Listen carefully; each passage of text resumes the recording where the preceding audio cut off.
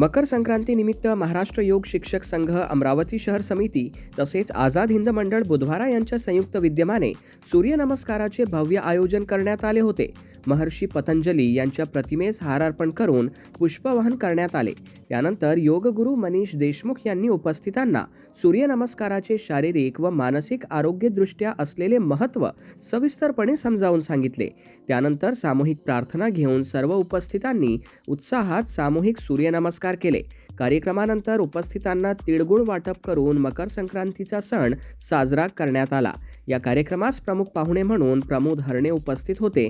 तसेच महाराष्ट्र योग शिक्षक संघ अमरावती शहर समितीचे अध्यक्ष सौ हेमलता पवार, सचिव सौ अर्चना हिवसे, उपाध्यक्ष भालचंद्र अजमिरे यांच्यासह आझाद हिंद मंडळ योगा ग्रुपच्या उत्साही महिला सदस्यांची मोठ्या संख्येने उपस्थिती होती. कार्यक्रम अत्यंत उत्साहपूर्ण व शिस्तबद्ध वातावरणात पार पडला. ब्युरो रिपोर्ट, बातमीपत्र.